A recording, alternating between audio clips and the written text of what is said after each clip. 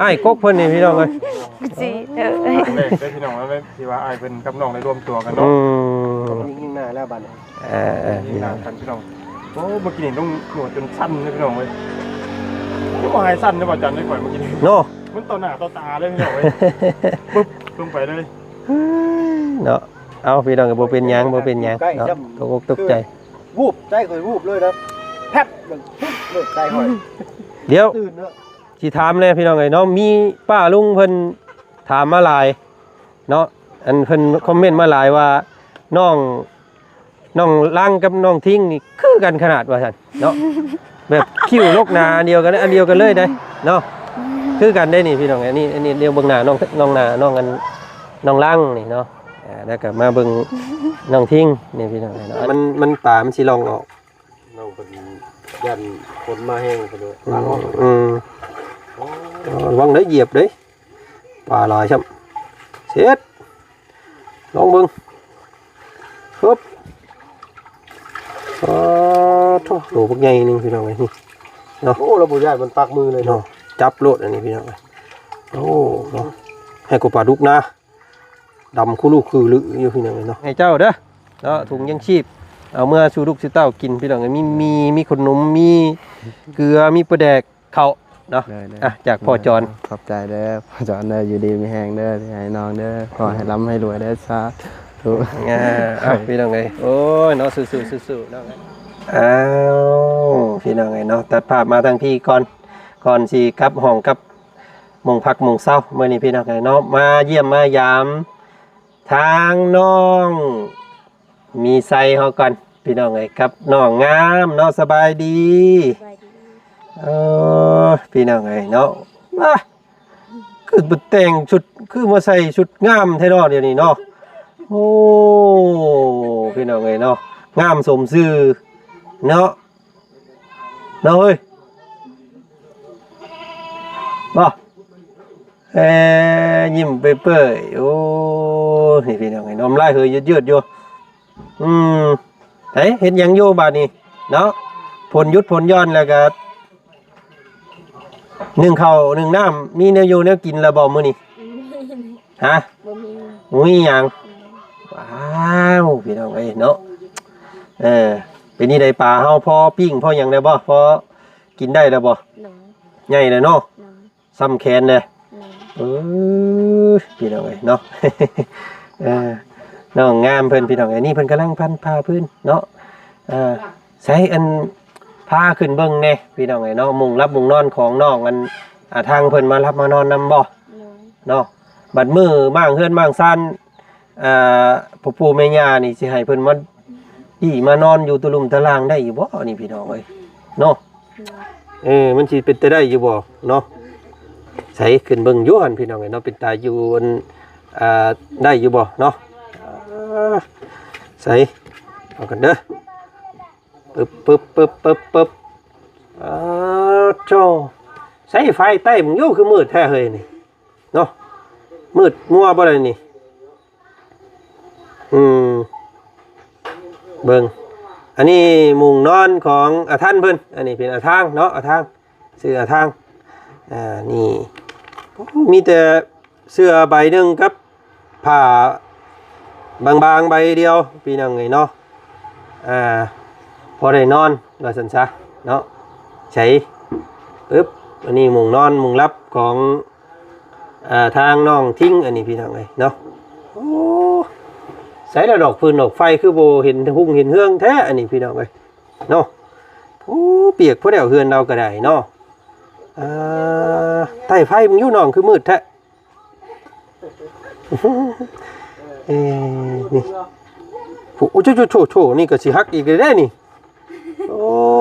ตัวขึ้นมาเบิ่งเฮือนน้องงามกับน้องทิ้งก่อนพี่น้องเลยเนาะยืมใต้ไฟมึงอยู่เนาะกันโยตกใจเบิด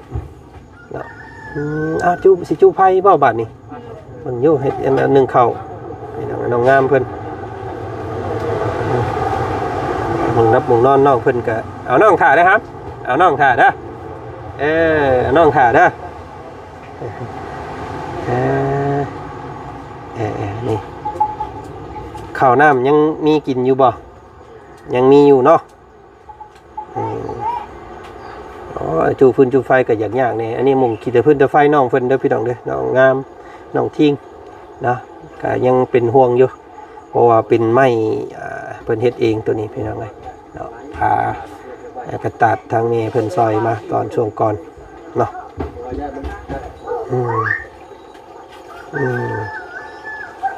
นี่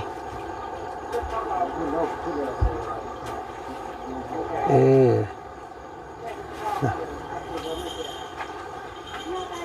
โอเค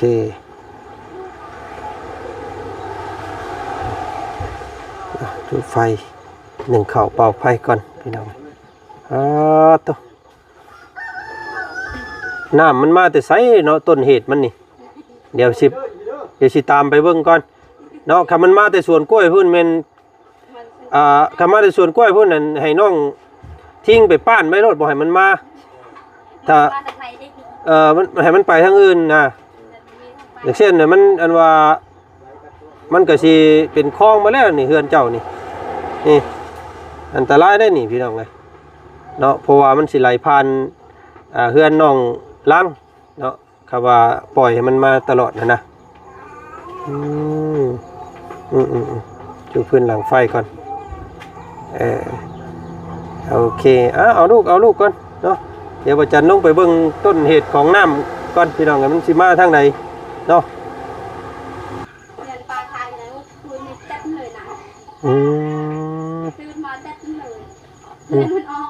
นอปลาเจ้านอต้องตักน้ำออกอีกเด้อไปเบิ่งหนองปลาแล้วก่อนยันมันกระดองออกได้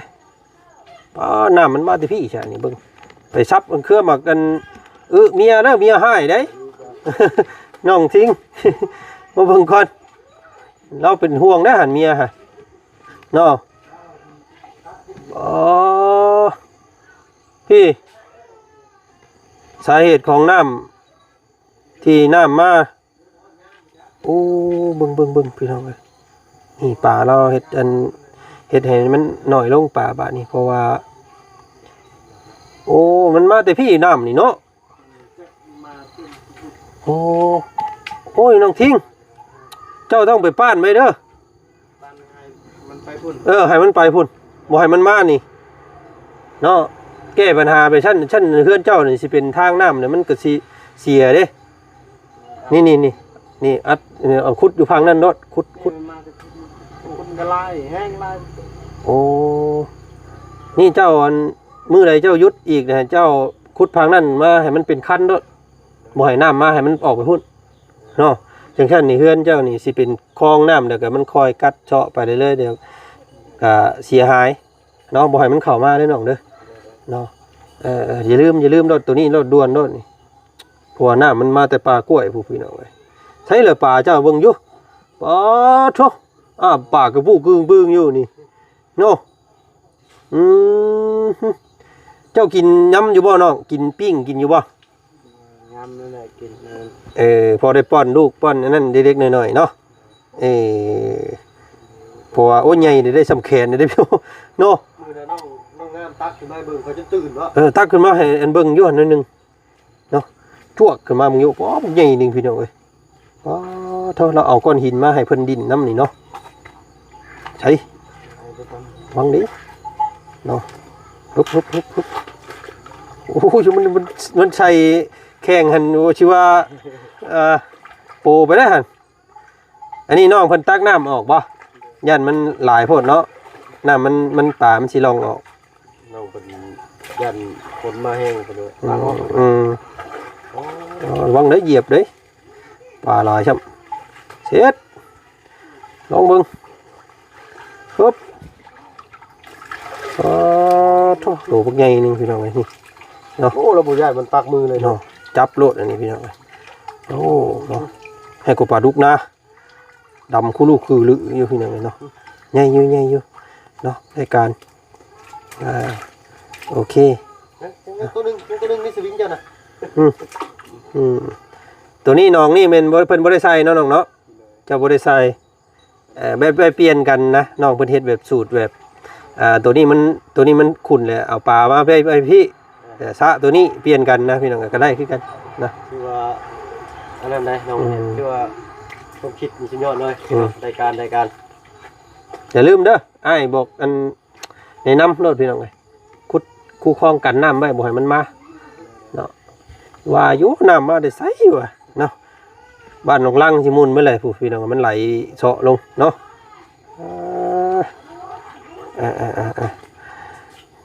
มันไปเบิ่งก่อนพี่น้องในทางเนาะก่อนสิลำลาปึ๊บ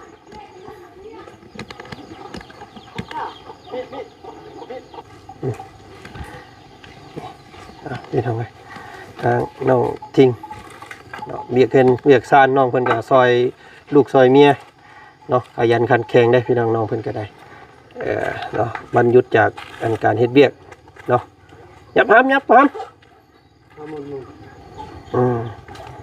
โอ้ชูพี่น้องเลยพี่หนึ่งข้าวมื้อนี้มีหยังกิน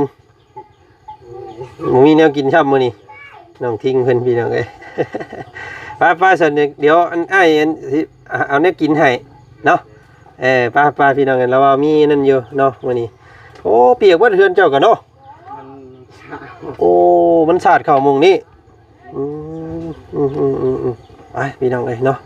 ลงเบิ่งก่อนเดี๋ยวแบ่งปันน้ำใจจากพ่อจรเพิ่นพี่น้องเอ้ยน้องทิ้งมายืนอยู่เฮียงน้องท่านพี่อ้ายกกเพิ่นนี่พี่น้องเอ้ยสิได้พี่น้องว่าที่ว่าอ้ายเป็นกับน้องได้รวมตัวกันเนาะยิ่งหน้าแล้วบัดพี่น้องกันพี่น้องโอ้เมื่อกี้นี่ต้องหนวดจนสั้นเลยพี่น้องเว้ยบ่หายสั้นได้บ่จันได้ก่อยเมื่อกี้นี่เนาะมันต่อหน้าต่อตาเลยพี่น้องเว้ยปึ๊บลงไปเลยเนาะเอาพี่น้องก็บ่เป็นหยังเนาะตกอกตกใจวูบใจข่อยวูบเลยนะแป๊บมันเลยใจข่อยเดี๋ยวสิถามเลยพี่น้องเอ้ยเนาะมีป้าลุงเพิ่นถามมาหลายเนาะอันเพิ่นคอมเมนต์มาหลายว่าน้องลังกับน้องทิ้งนี่คือกันขนาดว่าซั่นเนาะแบบคิ้วนกนาอันเดียวกันเลยได้เนาะคือกันได้นี่พี่น้องอันนี้เดี๋ยวเบิ่งหน้าน้องหน้าน้องกันน้องลังนี่เนาะแล้วก็มาเบิ่งน้องทิ้งนี่พี่น้องเนาะอันเดียวกันเลยคือกันแฮงแต่ว่าน้องท่านอยากไปแต่ทางอันไปทางพ่อเนาะคือพ่อเพิ่นน้องท่านลังทางเอ้ยอย่าหัวเลยทิ้งท่านเด้อท่านบ่ท่านหรือทางทางฮะทางบ่คือท่านทางเนาะแม่นบ่โอ้ยคนอื่นชื่อท่านมาตลอดโอ้หมอในตัวกันเด้อนี่พี่น้องเนาะทิ้งทางเนาะท่านลั่นทางลังทิ้งทิ้งทางลังเนาะโอ้น้องเพิ่นชื่อลังเนาะลังโมเมนต์รังเด้อโมเมนต์รังเลยโมเมนต์รันน้องรันนี่ FC เพิ่นตั้งให้เนาะน้องนิรันดร์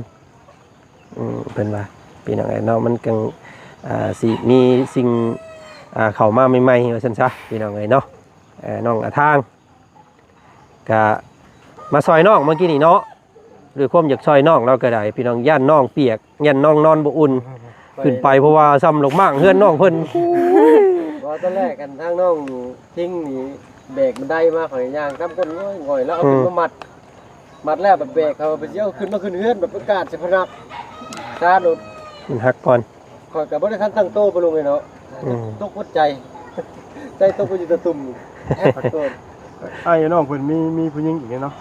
มีผู้หญิงอันน้องน้อยผู้นึงน้องยังก็ชื่อน้องเจ้าปรีน้องปรีมีเอ้ยอีกผู้นึงว่ามีเอ้ย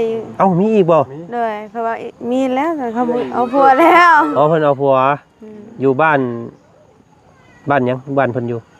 เมืองเวลาเมืองเวลาพุ่นมี6คนซะเนาะสรุปแล้วเนาะ6คนน้องทิ้งบ่เป็นลูกกกบ่มีเอ้ยบ่ชื่อแล้วนี่ใดกวางนั่นน้องกวางชื่อกวางทิ้งทางพ่อประจันเจ้าว่าจังผมไม่ภูเขาได้ บอกแม่เลย ตกใจเบิดโอ้เอาตำรวจไปไหนพี่น้องเอ้ยแล้วยังบ่ได้มาจักเทื่อบ่เอ้ยเจ้า มาเลยแต่ว่าเฮาสามคนนี่นาคือกันนะ อันเอ้ย เบิ่ เจ้าง เด้ นาทิ้งก็คือนาเอ้ยเฮาน่ะ อ๋อแบบเดียวกันเลยเนาะ เลย เรื่อยนี่คือกระทิ้งเนาะ อะกว้าง กว้าง น้องอะกว้างอะทิ้ง นาเล็กคือกันแหละ หนาเล็ก อืมนาเป็นเล็กนี่ ว่านาน้อย เดี๋ยวมื้อหน้าอันให้เรามาเยี่ยมหน่อยเด้อ มาเยี่ยมก็ประมาณขึ้นเดือนใหม่นี่ก็โทรบอกเรา อ๋อขึ้นเฮือนผู้สิให้มาน่ะโอ้โดนแท้เนาะ เรื่องนั้นไหน เออ คนก็ บ่ฮู้คือกันแต่นี่ตอนนี้โทรก็บ่ค่อยติดปานใดนะปิดเครื่องตลอดเราก็เลยเป็นห่วง เรามีลูกแล้วบ่ มีแล้ว ลูกจะคนลูกเรา สอง อืมโอ้ยบัดเรามาเยี่ยมอีกบัดนี้ยันสิตกใจอยู่เนาะ ลืม เลย บ่เห็นบ้านหลังเก่ายันว่าเราว่าบ่แม่นเฮือนเจ้าใช่บ่จัก เลยอย่าจะคิดแบบนั้นนะ เนาะพี่น้องไง ถามเนี่ยเมื่อกี้นี่อยากให้อ้ายอยู่ว่ามันอ้ายเฮ็ดมันหักนี่ บ่ เนาะมันอุบัติเหตุเนาะ เลย บ่ เคยหายเลย เนาะหักเพลงกันเด้อเนาะพี่น้องเนาะน้องทิ้งก็น้ำนี่จะมาแต่เฮือนน้องทิ้งได้นี่